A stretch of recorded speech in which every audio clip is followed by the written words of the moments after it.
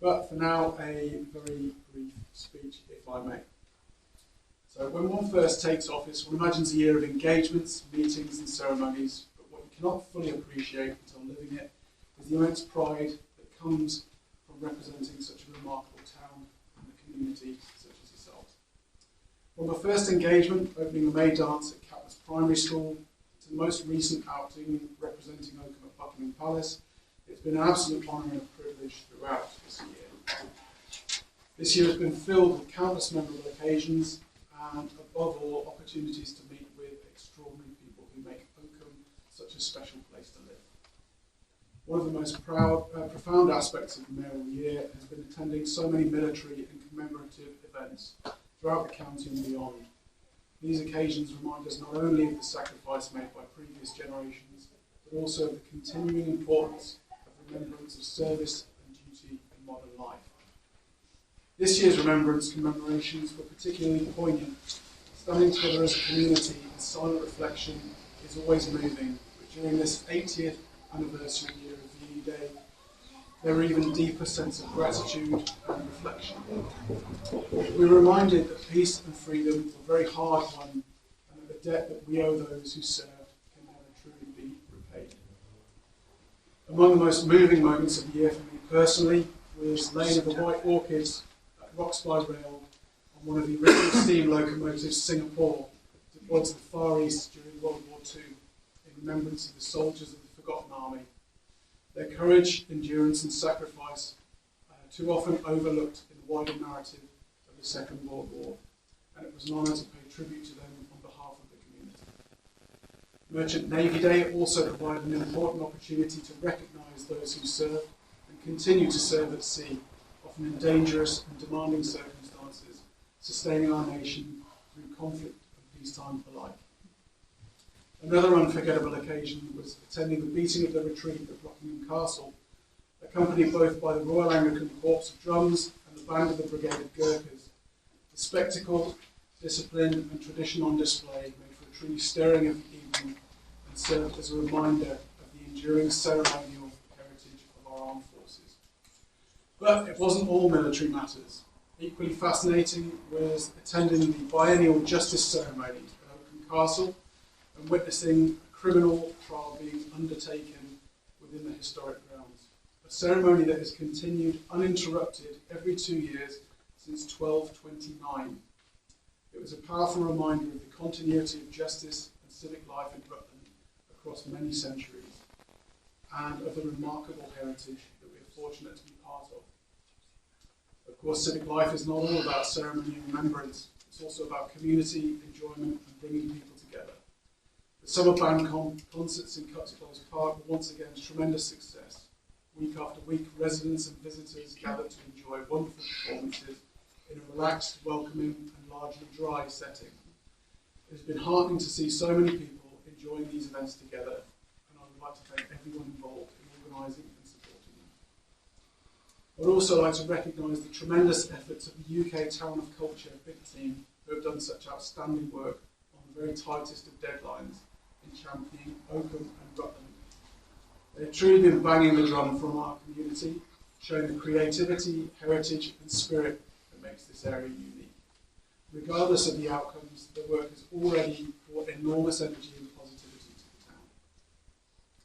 There has also been significant and important work undertaken to explore the future of Victoria Hall. Many people throughout the community will appreciate the importance of the building, not only historically, but as a focal point at the heart of the town. I'm encouraged by the progress made towards saving and revitalising the hall to date, aiming for a renewed beating heart of the community. And I very much hope we will see the plans move forward during 26 and 27. Similarly exciting, a project to bring the ichthyosaur and Roman mosaic to the Rutland County Museum, along with the wider developments and technological advancements towards the building. This is a hugely important cultural opportunity for the county, and one which I know will inspire residents and visitors alike for generations. But no mayor serves alone, and I've been fortunate enough to receive kindness, support and friendship from so many people throughout this year. My thanks go out to the staff of OTC for their unwavering support, organisation and diligence even through trying times, and also to my fellow OTC councillors who generously sacrifice their free time for the betterment of the town. My sincere thanks go out to Dr. Sarah Finette for her considerate, warm-hearted support and encouragement at so many civic occasions. The work she does for Oakham and the wider Rutland community is staggering, and it's been a pleasure to share a space with someone so passionate for our small piece of England. I'd also like to thank the outgoing High Sheriff Richard Chesterfield for his friendship, good humour and service over the past year, and to offer my very best wishes to the incoming High Sheriff, Mrs. Susanna Fish, ably assisted by the ever-excellent Under-Sheriff Peter Lawson. I'd also like to thank Councillor David Ainsley of Oakham Town Council and Andrew Brown from RCC for their companionship, consistently good-humoured conversation at the many civic events that we have attended together throughout the year. Public life is made infinitely easier and consistently more enjoyable by the company of people. And finally, I'd like to thank all of you, the residents of Oakham. Serving as your mayor has been an immense honour and one that I will always cherish. It has been a wonderful reminder in all my engagements this year that Oakham may be very small in size, but it's got character, history and heart, and embodies the true county motto, multi heart. Thank you very much. So, at the end of that meandering speech, everyone, I'll move on to item number 2, the confirmation of the minutes of the town meeting held on Wednesday, 13th May 2025, a year ago. Would anybody care to go ahead. You wanted a proposal? Oh, very good. I was here. You have to have been here to propose and second them. Do I have a second anywhere? Oh, thank you very much. That's Mr. Martin Brooks.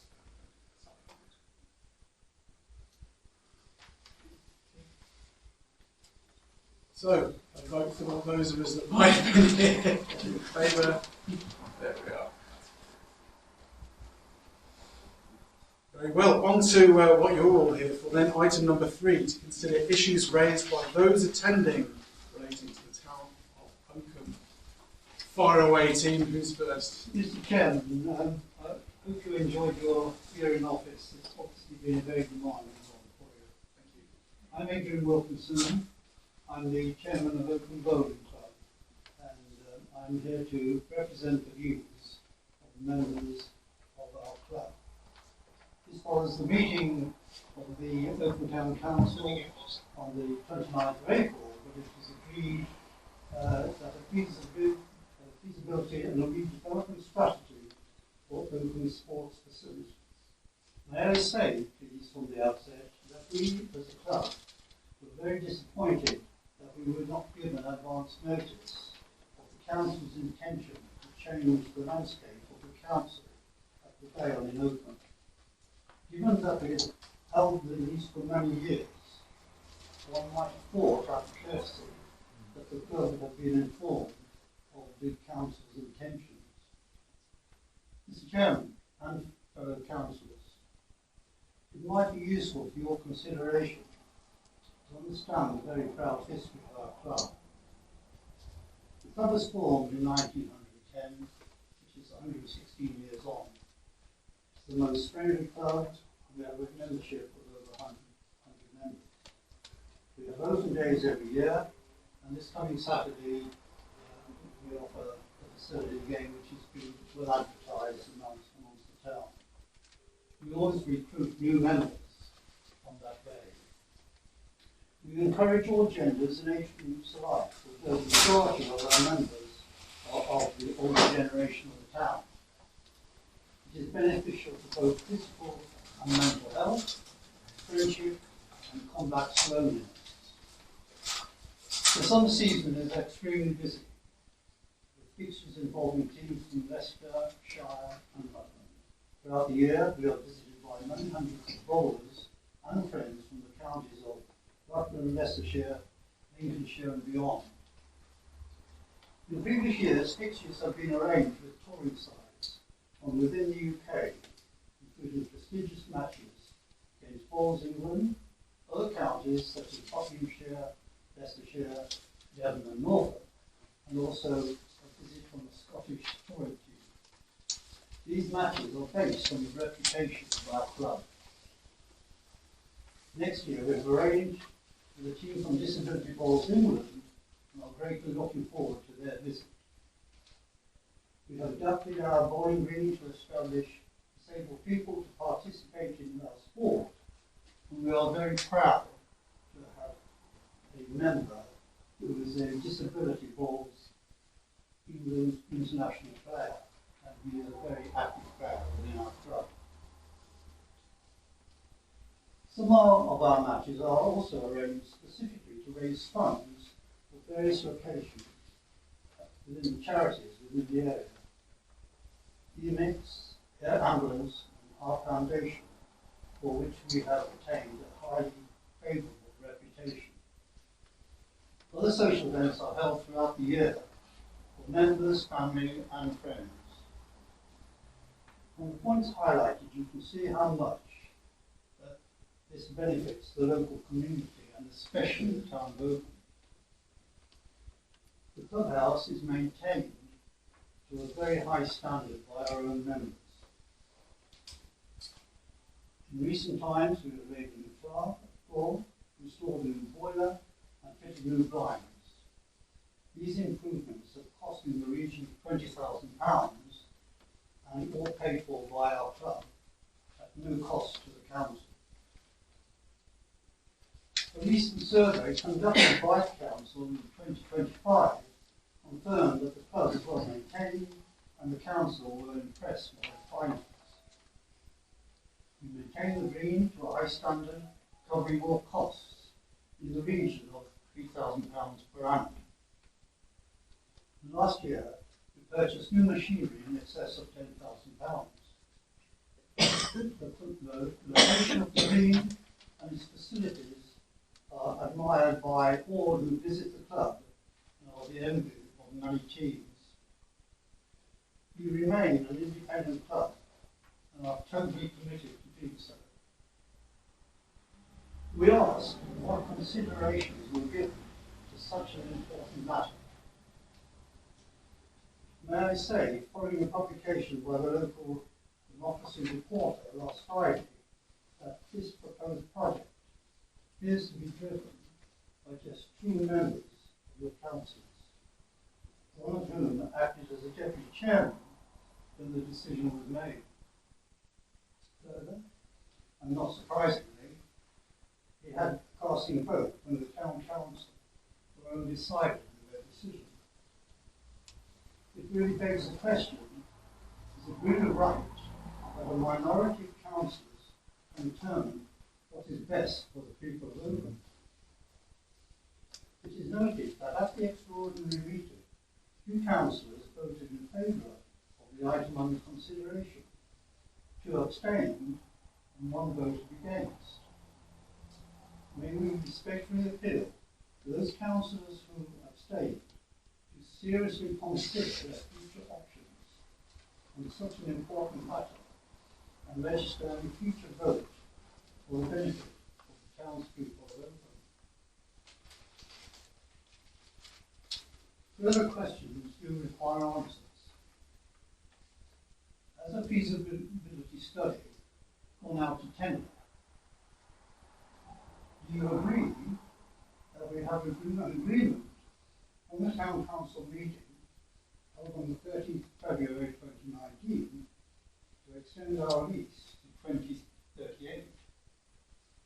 This letter was signed by Alison Greaves, Town Clerk, dated 28th of May 2019. Also, may we please have a copy of the land lease for the land we occupy?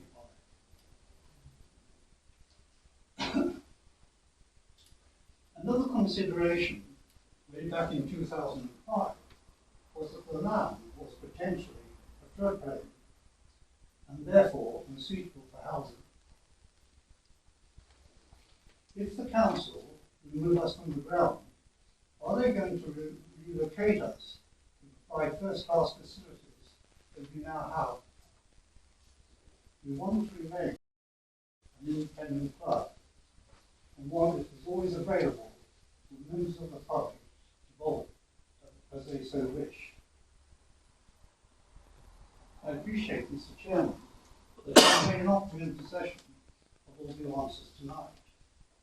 I'm more than happy to await your response. We also note this decision was taken in your absence and that full council members were not present. We warmly extend an invitation to any town council member to witness firsthand the benefits extended to the local community. In conclusion, may I end on a personal note.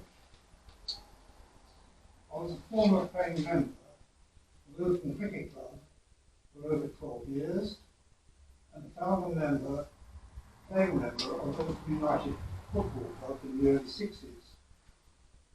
I joined Oakham Bowling Club 5 years ago and found them to be a very well-run club, a very well-organised club.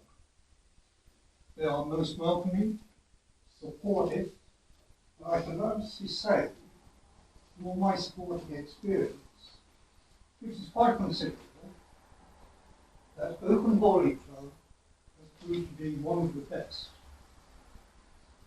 We recommend strongly to the Oakham Town Council that you seriously reconsider the implications of your proposals and you abandon such actions. We would be grateful for an early response. I thank you very much for your time, and I have a full copy of this report for your information.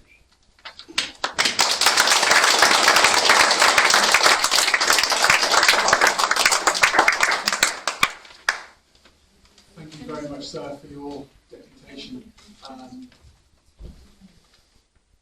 It seems that, yes, your assertion is correct. I certainly wasn't at the meeting. And we will very much take your points on board. Do you have to take these things? So, if I was going to send me that presentation. Adrian Wilkinson.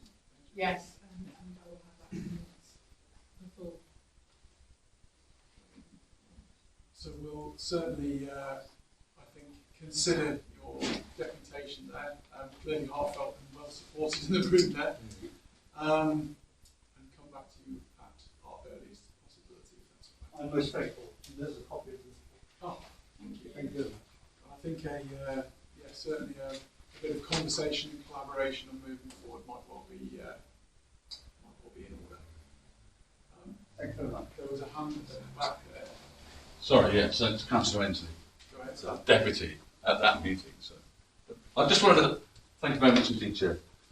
Thank you very much for that most informative discussion, and I certainly do value the Bowls Club. As the author of the feasibility study, it was extremely disappointing to discover that the feasibility study, which is exactly what it says, let's see what we can do. We have a situation where we have potential of a significant repair bill because of the age of the buildings in which both the tennis club and the bowls club occupy. So all that was supposed to happen was that we went to get expert viewpoints about what we could do, £150,000 potentially of repairs to the buildings, and there was nothing more than that.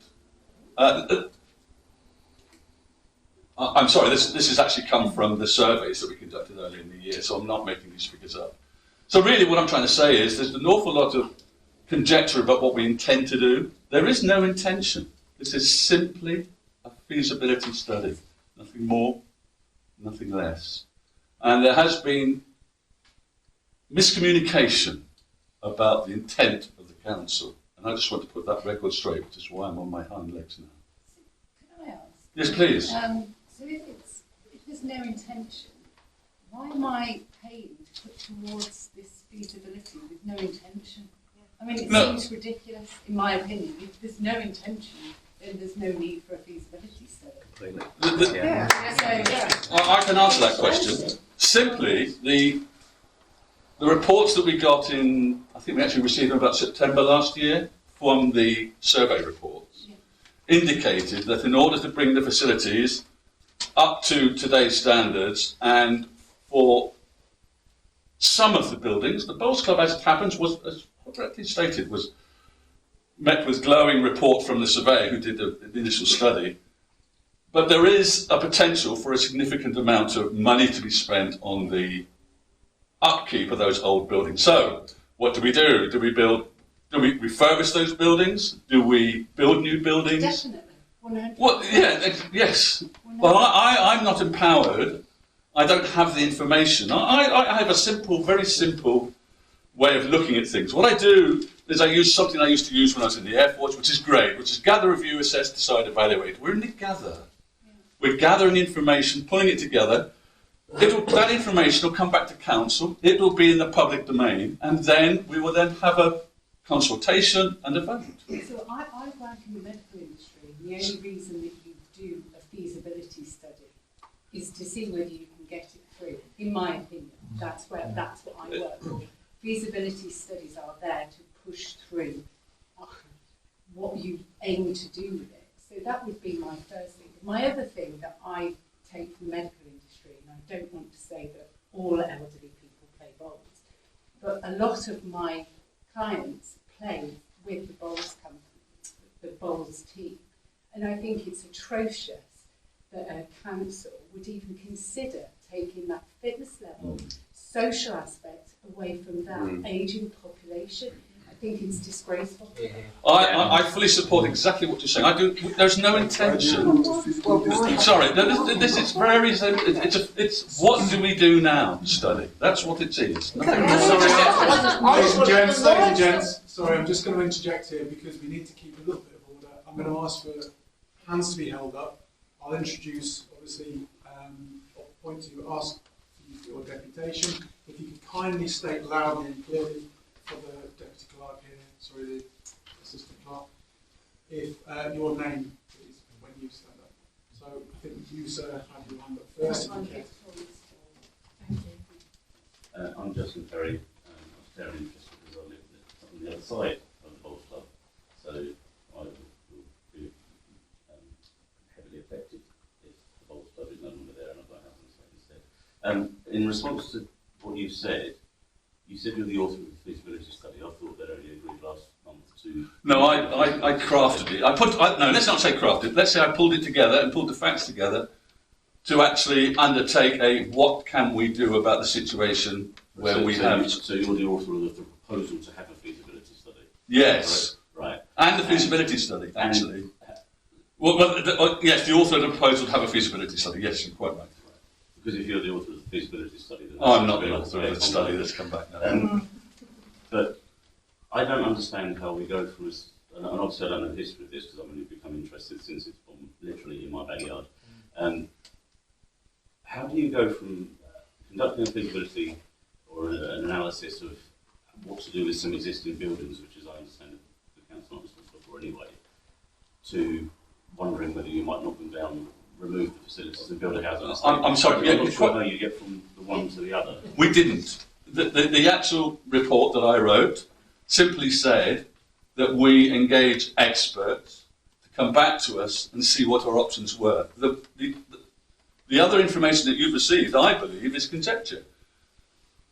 Because no decisions have been made, and it simply says, let's see my what understanding is that the prospect of relocating the existing facilities and replacing them with housing on that site was expressly mentioned at the council meeting, which is what's caused the attendance this evening. Yes, sure, okay. I can come back on that if you will. So quite simply, there are lots of options here, aren't there? We can refurbish the clubs. We invest. We get the money together to invest in the clubs and leave everything as it is. That is certainly a possibility. We can consider possible relocation. Possible, yeah, and that's something we openly discuss. But none of these options have been investigated.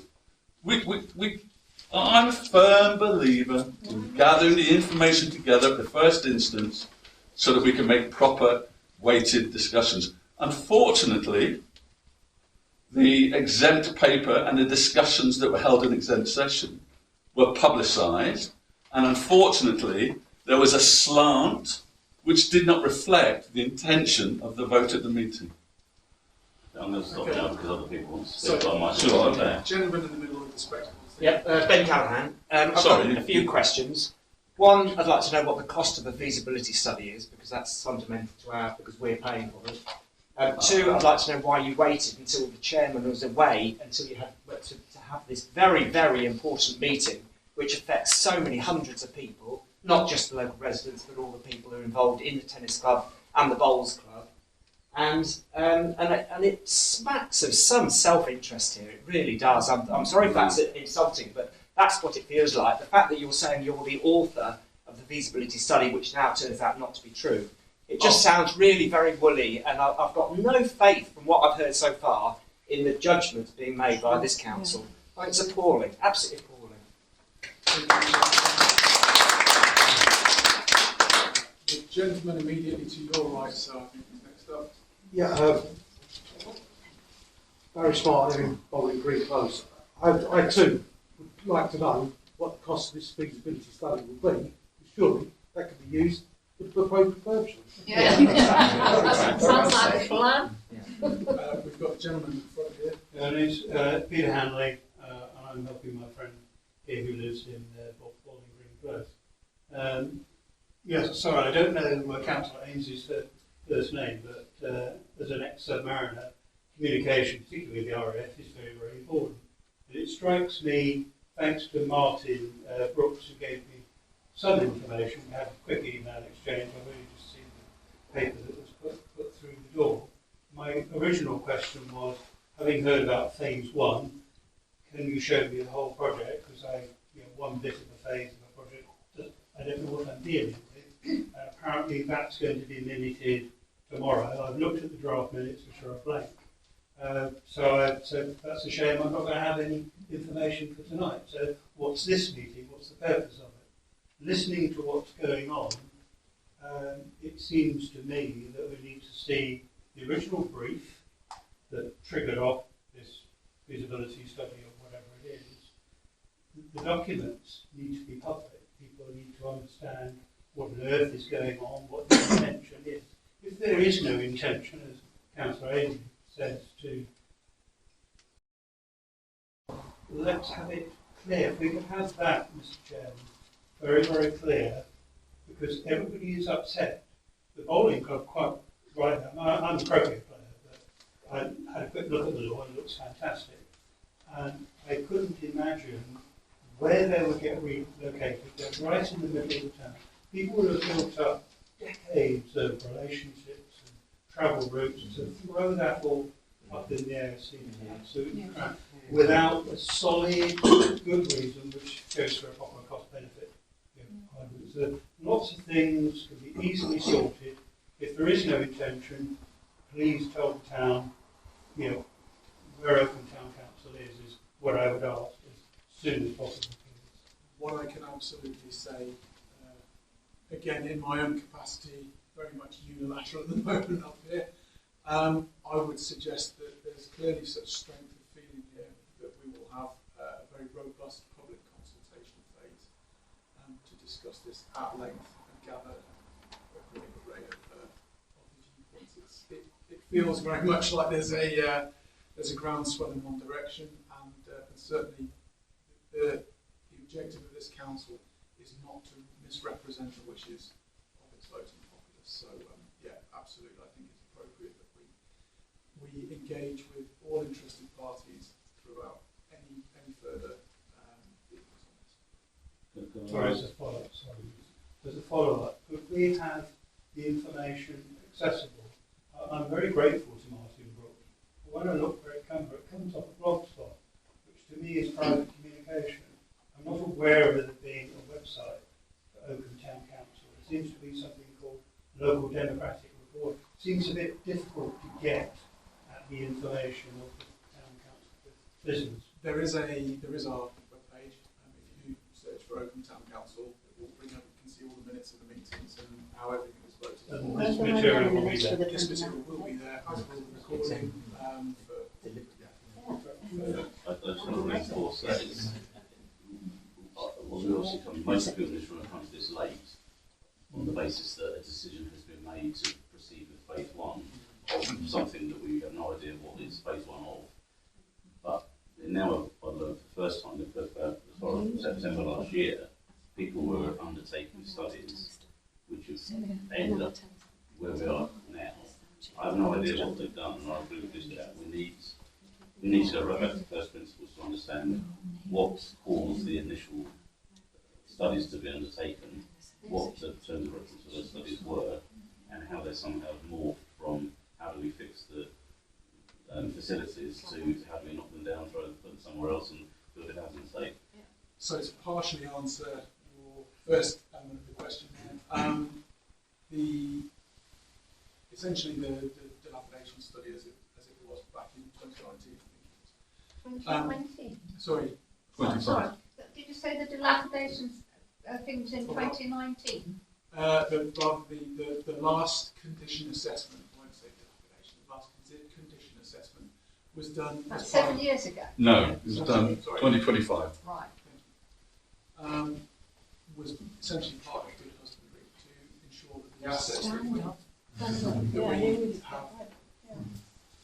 essentially the responsibility for are either kept in good order, or at least we know at what stage they are, so that potentially we can engage with stakeholders to then do exactly this. Well, I thought the clubs were responsible for the upkeep of their facilities, not the council. That's what I read in this paper that was sent around by Council Progress. Is that study available to read? Yes, I believe £1,000 I'm sure it is. We can publish that on the website. Yes, please, yeah. Yeah, sure. It's not in the interest of the council to hide anything from the advice. So I appreciate that this. It often appears that the council is opaque in its goings, but if you do, I wouldn't disagree with that. But please do familiarise yourselves with the website. So have a look on there. Everything that we ever discuss is published, and everything that we do in the chamber here is recorded. So it's all there for you guys to access. I realise that I think it's not necessarily forced into the public domain. But please, it is there to you, sir, were very patient. I'm very patient. I'll stand up as well purely because I'm the chair of Oakham Tennis Club. So my learned chair of the Bowls Club, I feel I need to emulate what you've done. My name's Ed Carlyle.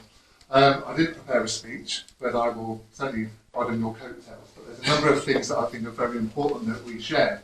And I think the first one is that we had our annual general meeting a couple of weeks ago, which was very well attended. And I think the feeling from the club there was how well it's all going, and the way forward is very, very positive. We have something like 300 members. We have disability tennis. I did a club survey shortly after being elected as chair, and we had quite a good response. We used Microsoft Forms. We had 80% of the membership saying that the fees that they were paid represented either good or excellent value for money. So if you think that in this cost of living crisis, where people are finding life very, very difficult, the fact they can go and play tennis for a very small amount of money each week, taking into account then the benefits that provides in terms of fresh air, exercise, mental well-being, all the things that can then be saved in terms of the NHS, local services, all of those sorts of things. That is something that we can't simply push aside. I think as well we talked about misinformation. I think one very important point that came in the article the other day was it said about the state of the tennis club. Now, yes, it's nowhere near as nice as the bowls club. However, myself and my predecessors as chairs over a period of time have tried to build up a relationship with the council, because obviously we need to make sure that we are sharing or get permission for those changes to be made. In my time, and I'm an ex-head teacher, so I'm pretty persistent in terms of contacting people, I've had to battle time after time after time to get any meeting set up. Fortunately, we are now in a position where we have got a very good working relationship, where we have talked about irrespective, in contrast to what was said in the article about us coming for taxpayers' money for repairs, in actual fact, for our own funding and for our own doggedness in applying for money from external sources, we would be able to hopefully fund a lot of those changes ourselves. It's also worth noting that on the report itself, the condition survey, we have some, concerns about the understanding of the makeup of the building and whether that's actually accurate. And it also ignores the fact that had we had a more prompt response from the council in the first place, we wouldn't be therefore in a position where we weren't able to make those changes. So the building would actually be in a far better position. So I think it's a bit rich for the feasibility survey to indicate that the tennis club is in a state of neglect or disrepair, as the word says in the article, but in actual fact there's been willingness from the tennis club going back 3 or 4 years to address those, get those changes made, and we simply get a water side. My mouth is getting very dry, so I do apologise. What I would just also add is that we have a huge upswell in terms of what we would like to achieve for the tennis club, working alongside the bowls club. In the survey that I put forward, we put lots of different options for unification, working with the bowls club, updating everything. It came out staying where we are. If it ain't broke, why fix it? That's the most important thing that came across. But what I would also like to know is the original covenant that gave the land, where is that? If that says it is for recreational use, that has to be kept, surely. If it is overturned, there has to be a very good legal reason for that to be done. What is the timeline for the changes? So if the feasibility study says that, what would happen? But also, if it did change, we would have to be very clear that what was being given to us as a replacement was A, better than what we already have, and also, secondly, already up and running before anything else happened. Otherwise, as a council, you'd be very clearly not providing what's for England, what you as council should be providing. So I think there's a huge amount of information that needs to be provided before we can even think about moving any further forward. Thank you very much.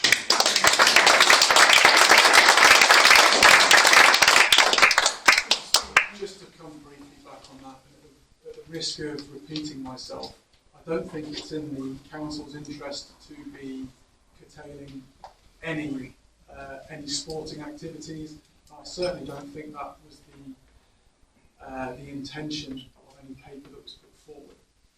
As I said, I wasn't there to vote on it, but I think that this information was probably released into the public domain well ahead of time. And I'm not saying that is an excuse per se, but there was clearly no intention from the council to move ahead with anything without robust public consultation against the wishes of the. I have just one final question, probably to the gentleman. This feasibility study, is it going to take into consideration people that are using 300 members? Sorry, I can't remember how many. There's been over 100.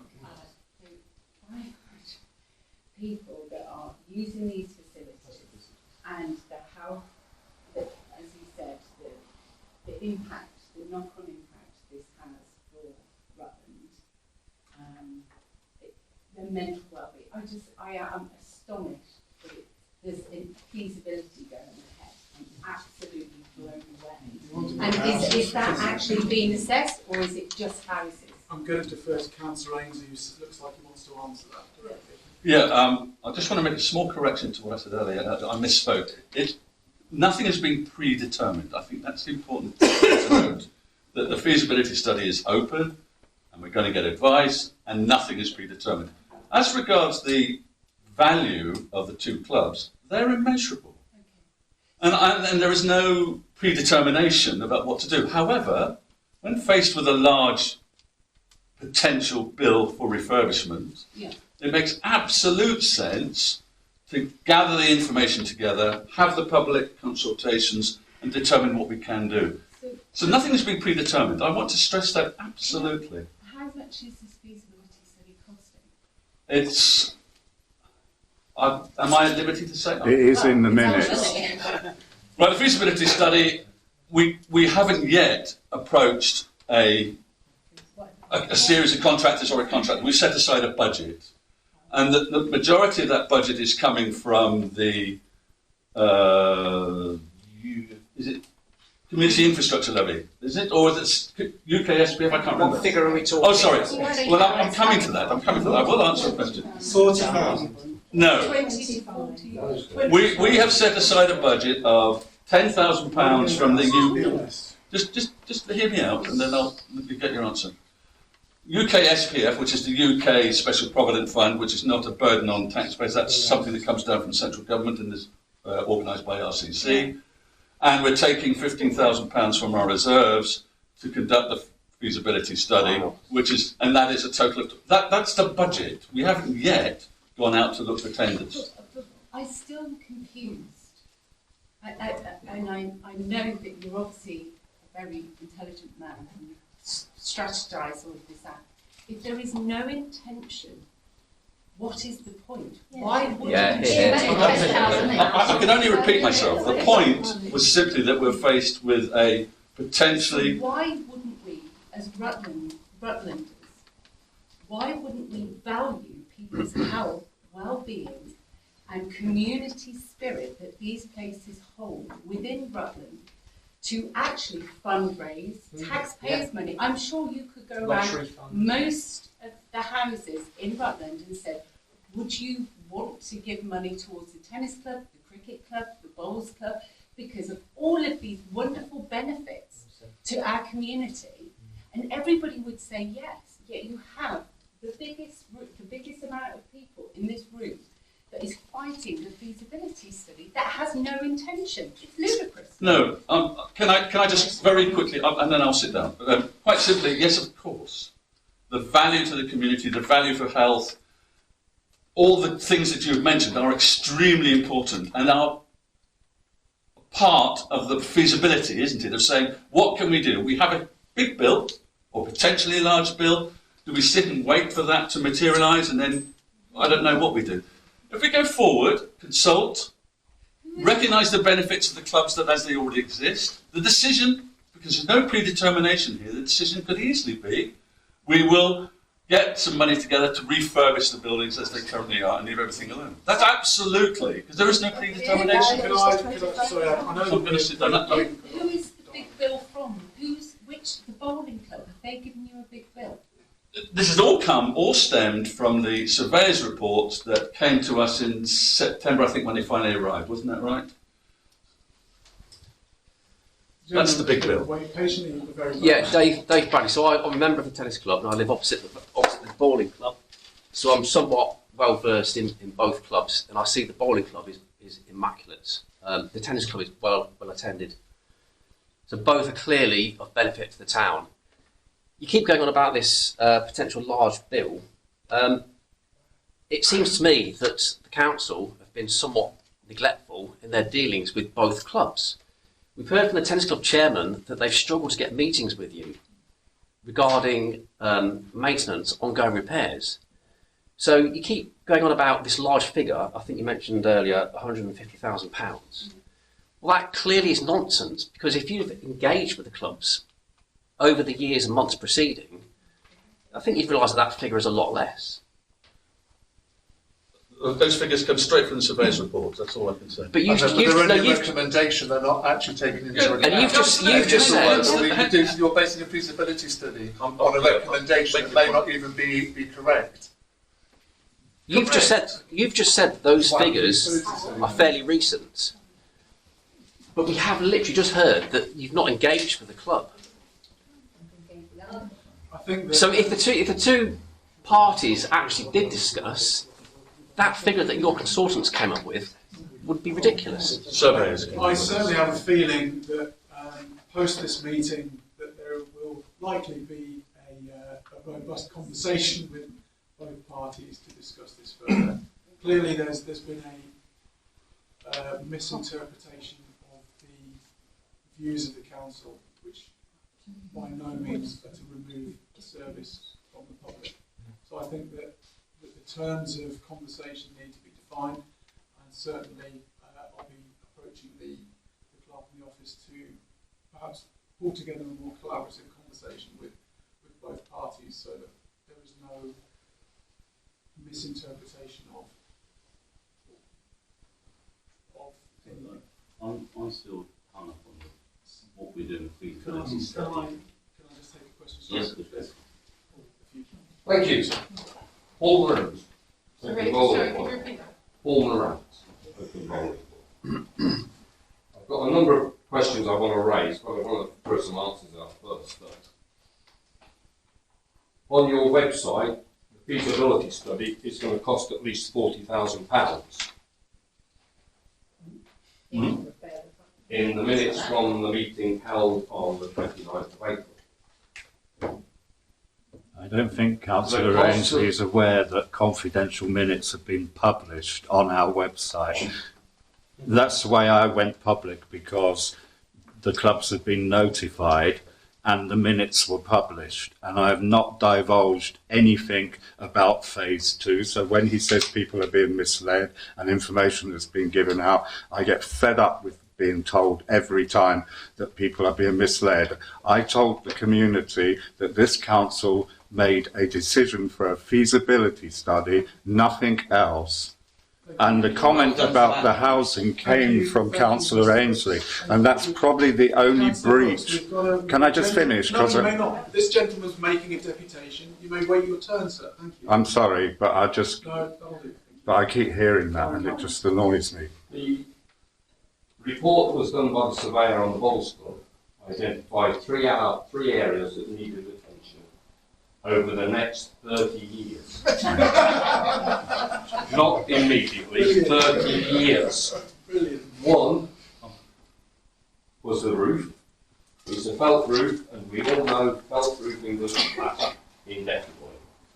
But we repair that as we go along, and one day it may not need the whole building refelting, which we will probably come to the council and ask for some assistance in the cost of it. Secondly, it's a lack of lagging in the roof space, and we have got plans to lag that eventually, but it's a very congested roof space, not much room to work, and without the agreement of a new lease, or the signing of a new lease, we don't want to spend money if we're not going to get that lease. And the third point that was raised in the survey was there is some asbestos in the ceiling, in a small section of it, and it's advised that that be removed at some time. Now, as a council, you did an asbestos survey many years ago, which identifies it, but you've chosen not to do anything with it. So that just clears those points up. You say there's no intention to build housing on the land. No predetermination. To build a new tennis club and a new bowls club, well, buy the land, everything, we're probably looking at £1.5 million. How would your council raise that without selling it for development, the existing land? You wouldn't. So, just clear those points up. I know I have a few other things. On the agenda for the 29th of April, the item we're referring to didn't appear on. There is now an agenda on the website which shows that item and an item for the Princess Avenue building on the agenda. So the agenda has been changed, which gives me the impression that if we knew about the meeting on the 29th, we could have come and talked about it, but we were kept in the dark. And it was kept in the dark because it was dealt with privately. The video recording the meeting stopped, so it was never visible. But now the agenda is on there with those items on it, which gives me the impression that Well, why didn't the members of the public come to that meeting?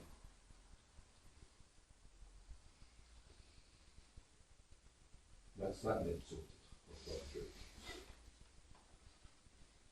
My next one, which is somebody raised already, why is council information, which was done in private, plastered across Facebook? I don't know. I don't understand. But that's the only way we found out about the fact that this was happening.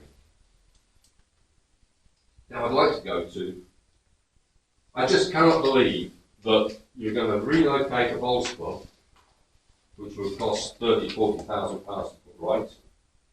Tennis club, which isn't in such good condition, and maybe they've outgrown it a bit, or maybe it's not suitable for the purpose they want now, but to change that, knock that down, they could share our clubhouse for a year, while they have a new one built on the site, and that may cost £150,000. So we're less than £200,000. If we're going to relocate, it's £1.5 million. My feeling is, you want to move us out, put us somewhere else, raise enough money so you can bail out Victoria Hall as well. Well, that's my opinion only. But if it is going to be for housing, I'd just like to come to the Oakham and Vale neighbourhood plan, which, obviously as councillors, you know all about, because it's on your website. Policy 1, development proposals for residential development will be supported where they will not, individually or cumulatively, with other permitted developments, have an unacceptable impact on local amenity, community facilities, education, health, recreation, leisure, cultural, etc. And where practicable will positively contribute to an improvement of such amenities and community facilities. Well, if you build houses there, you're going against that. Also, proposals for residential developments of 10 or more dwellings will not be supported outside sites allocated in the Rutland local plan. I assume you would look to build more houses than 10 on that site. Now, policy 9, green infrastructure and recreational facilities.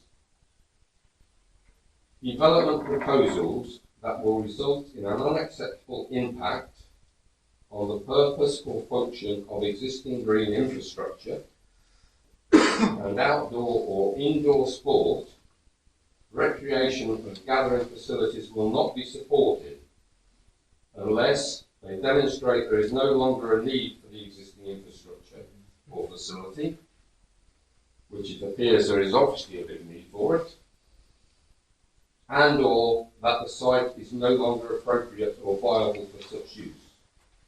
Well, it seems viable and appropriate to me, as does most people here, I believe.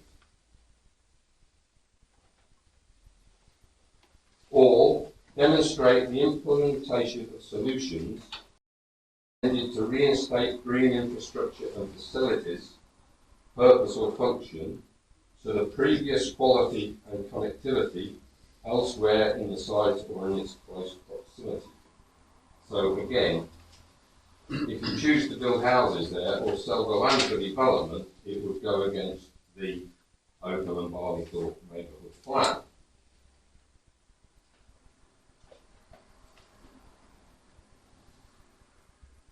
One thing left, I believe, and I'll shut up for a minute.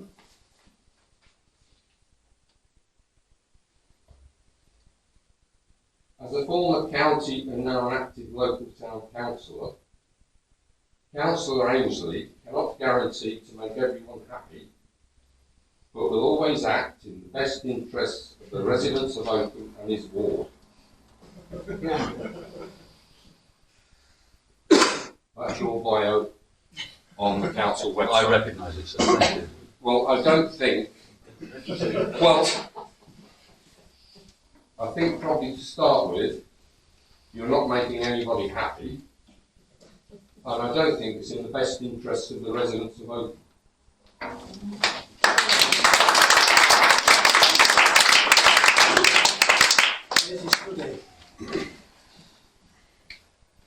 Brooks, Yeah, apologies for interrupting, but it's quite a frustrating position to be in. The gentleman there mentioned about it being on Facebook. What I'd like to say is that none of my information went out until, I think it was Friday evening, after I'd found out that the tennis club and the bowls club had been notified, which then makes it not a confidential matter.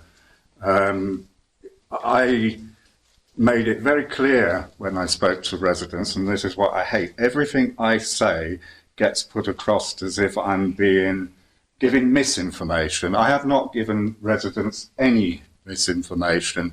I made it very clear verbally to people who have spoken to me, in emails, in the letter I distributed. This council has not made any decision to go past phase 1. Now, I probably did breach confidentiality by revealing what Councillor Ainsley's desire is, and that's to sell it for housing. He sat here. And, you know, so I breached confidentiality on that part of the meeting, but I have not breached any other confidentiality. Gentleman at the front had an email and he asked me, what is phase 2? Sorry, I can't tell you. Why can't you tell us, Martin? Because it's confidential. We don't even know what it is. Well, we do, because it was all in the papers and it comes to a huge more money. Phase 2. Martin, you're assuming predetermination. No, I'm not assuming. I'm just saying phase 2, we can't tell the public. But we know what it is. Okay? So it's all based on phase 1, which we can tell the public because we've minuted about it. We've minuted that phase 1, a feasibility study, which personally I find is just total nonsense. The money, £25,000 minimum for somebody to tell us that we could do something with it. You know, that's all I'm going to say. You know, I voted against it because we were only a very small group and the papers we had didn't really say a lot. I had to force with another councillor who's not here what the intention was, and that's why I breached confidentiality, because we both said, Councillor Ainsley, what's the end aim? And he said development. And when I said to him, what do you mean development? He said housing, and the council will make a few million. And that was it. And the goal is from it is clear that the clubs will be located if it happens. But I don't believe it can happen. We can't even find land for a skate park in Oakham. So how are we going to find the land big enough for a tennis club and a bowls club and the parking? And so, you know, sorry I go on, but I hate being told that I've given misinformation all the time by Councillor Ainsley when I haven't.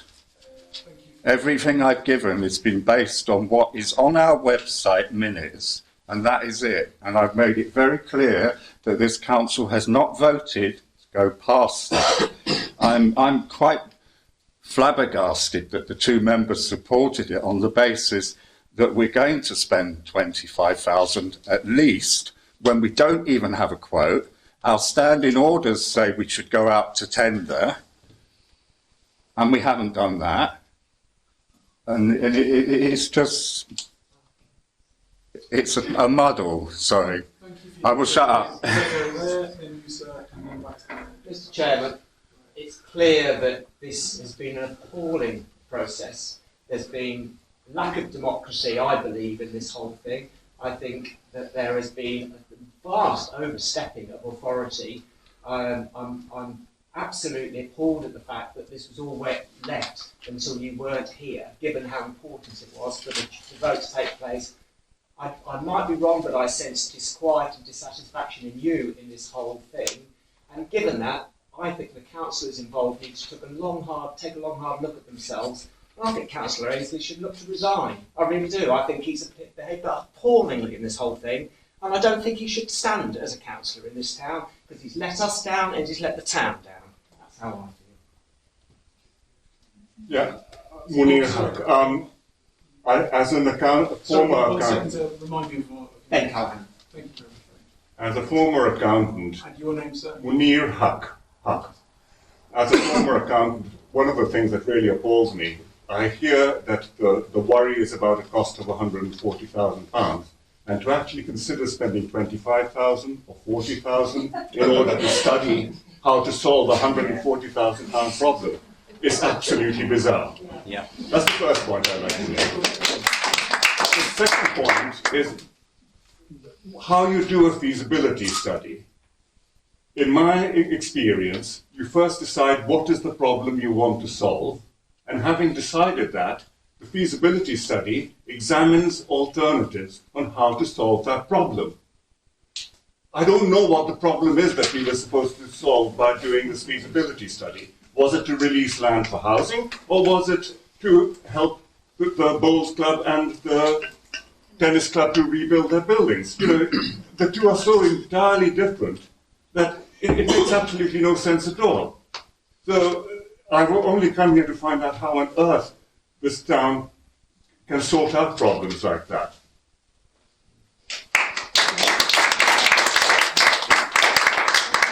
I think at this point that's quite a nice segue into saying that we do have some vacancies available.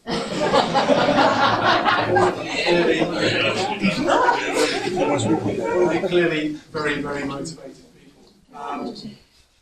As I've, again, sound like a broken record, but it is not in our interest as a council to misrepresent the wishes of Can I ask a quick question as a councillor? The money that we've agreed on a casting vote the other day, is there any way we can stop that happening now? Because obviously the vote's gone ahead and the money's going to... Sorry. Stop on your thunder. Sorry, I'm just interested to know. Yes. I don't want that. Yeah. Moratorium on it. Seems that we might have to consider that as a course of action. And again, we do have a meeting again tomorrow at 6:30. Feel free to come along and be part of that as well. The seats will barely be called leaving today. So. Can I ask? Sorry. I'm going to ask this gentleman first. So, With the strength of your name, sorry, before. John Wilcock, you'll never spell it right. Another scruffy member of the Bowling Club. With the strength and feeling you've heard tonight, and the fact that you say we need a robust conversation about this, it's only logical that the council does put a halt on their expenditure. It would be ludicrous, from what you've heard tonight, to go ahead and potentially waste 25,000 plus. I spent 2 hours doing some quick sums, and I came up with 1.5 million will be what the land is worth, and 1.5 million will be probably relocation costs. Nil sum game. Yes. I'm not charging you 25,000 for that. That's a fee. Thank you for your generous. Just remember the first 3 letters of consultants. Yeah. They put the con in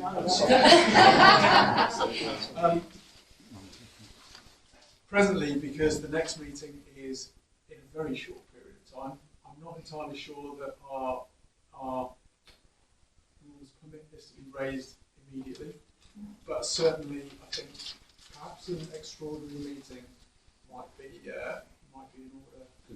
Could it also be AOB? We don't have an AOB for because otherwise it drags things well into the night. So typically we'll raise this as an agenda item to revisit this at an extraordinary meeting. I feel that we should probably do it as a single agenda item meeting because it's very likely we'll see you all again at that. But certainly I think that given the strength of feeling quite obviously in the room tonight, that yes, we do need to think very seriously about it. Oh, absolutely, and Stop. I think that it's not so much about us thinking, it's about representing you appropriately. So it's not for us to think, it's to represent your wishes. So. Can I go? You had a bit of air. Ladies I'll first. go to the gentleman. Ladies first. Oh, you sir. Go ahead. Naivety. I've never been to one of these proceedings before, but I thought it was important to show my face here. Lots of questions have been asked. When do we see the answers? how do we access the answers from the council, you know, actual answers, because there's a lot of, I don't know, we can do this, when will we actually get firm answers of whether this is going to be raised as an agenda, on the agenda, all of the questions that have been asked, where do we access those? Should we expect them, and how do we expect them? And yes, could you educate me? So this meeting is recorded in its entirety. Board member here has the unenviable task of transcribing and going through this meeting and disseminating the questions asked this evening, for which we will A, prepare the best answers that we can, and B, we will publish those, presumably in minutes, or at least at the next meeting that we can actually address them. No, we'll give you a fighting chance. But I think what Councillor Mixer says is that they will go to extraordinary meetings, so he said that, so that will happen as an agenda item. The extraordinary meeting will be advertised on the website. If you have any queries outside of this meeting, if you email enquiries, and then when I've done the minutes, I can email them out, but they will be put on the website. So the answers to the questions will be put on the website, and outside of that, email inquiries and attend the extraordinarily super duper meeting for this thing. And everybody in here bring 3 more people.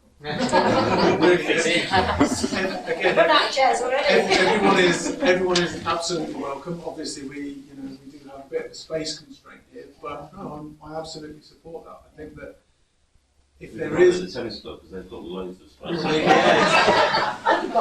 Good parking. Lovely open spaces. And if there is, you can use for this sort of thing. If there is indeed a positive that has come from this, it is that at least everyone in this room has had a chance to engage with this particular part of local democratics. And I would genuinely encourage all of you to consider helping the council out so that potential faux pas like this aren't made, and that we don't misrepresent what you all want. We've got, sorry sir, yes, you were very gracious in your... My name is Sinan Orhan, and I'm not a member of tennis club, neither member of bowling club, but I live in Oakham. I received these 2 documents from you, from the council. One of them saying Oakham is bidding for UK Town of Culture 2028. The other one says we will demolish the tennis club and bowling to increase the housing. I don't think these 2 match. Second thing is, without reinforcing the infrastructure, increasing the number of housing, I don't think it's a good idea.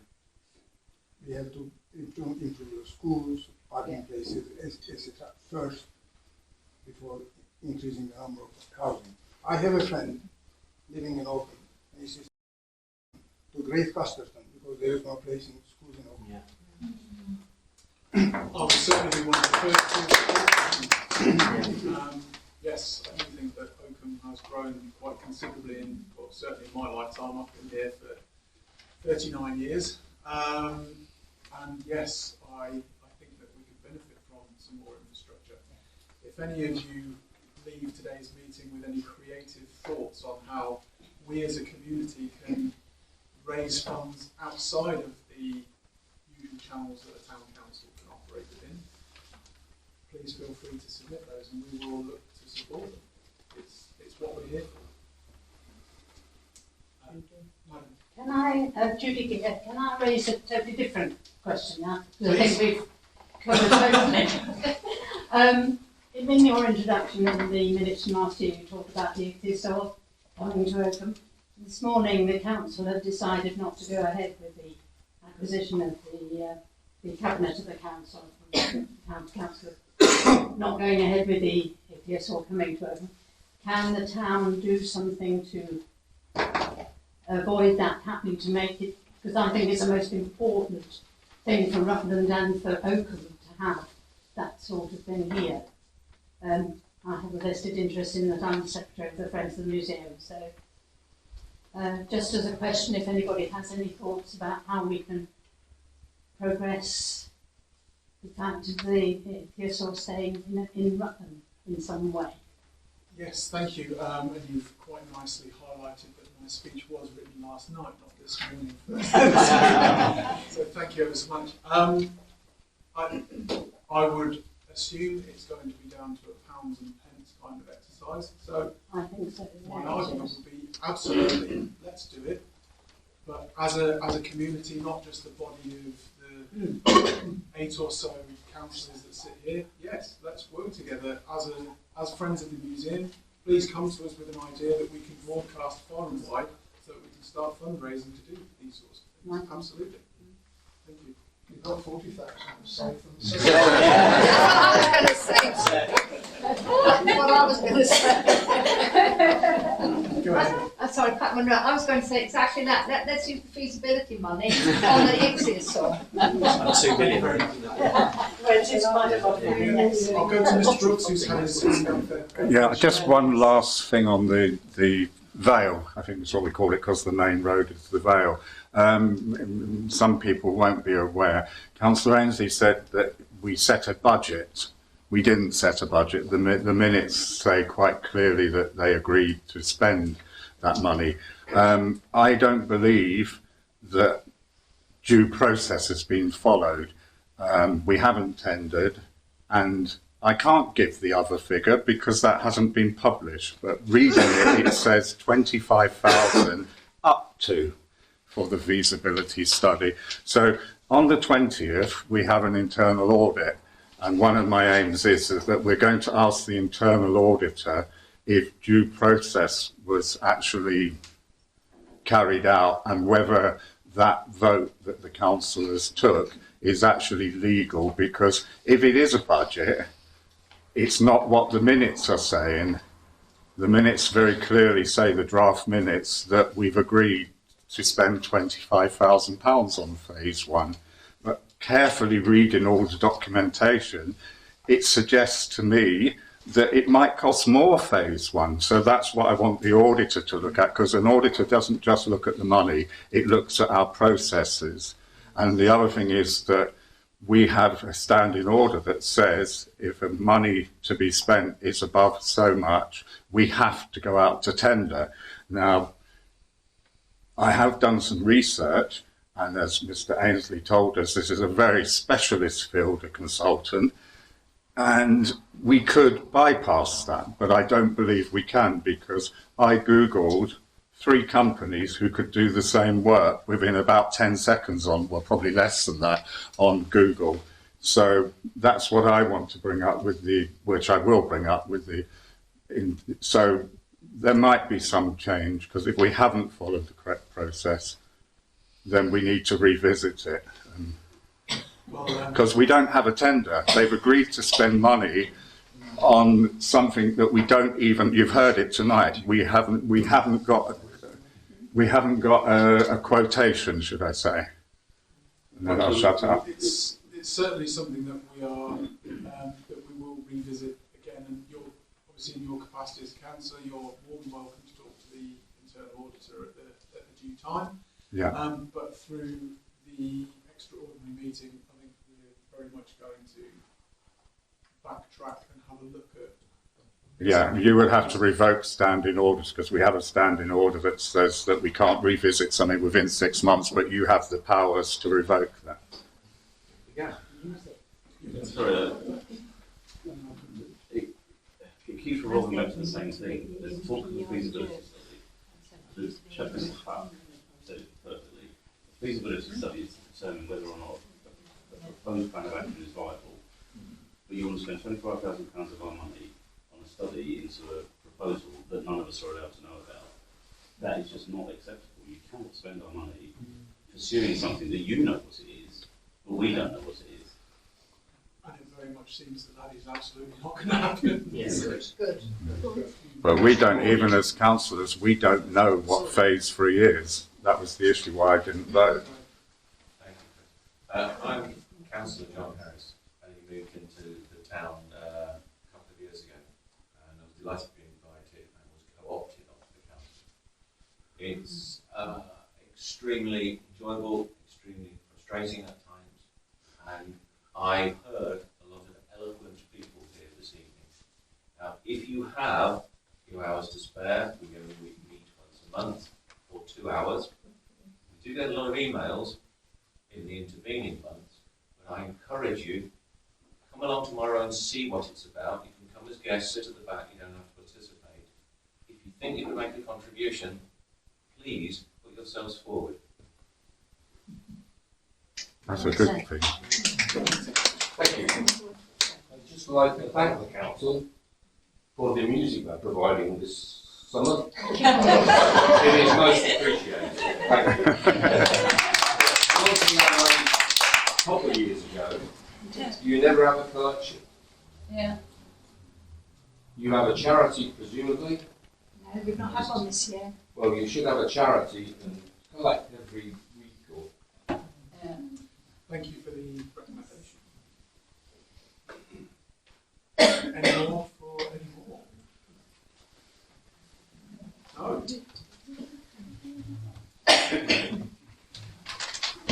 Well, speak now or forever hold your peace. Can I would like to say thank you very much for your attendance this evening. It's clear that democracy is alive and working in our rural and just to echo Councillor Harris's suggestions, please do continue. It's a very valuable process, and we certainly thank you for bringing up and raising these concerns tonight. Thank you. I'm absolutely certain that in very short order, the chairs of the bowls and tennis clubs will be contacted for further comment and communication. So, thanks again for your strength of deputations tonight, everybody. Thank you.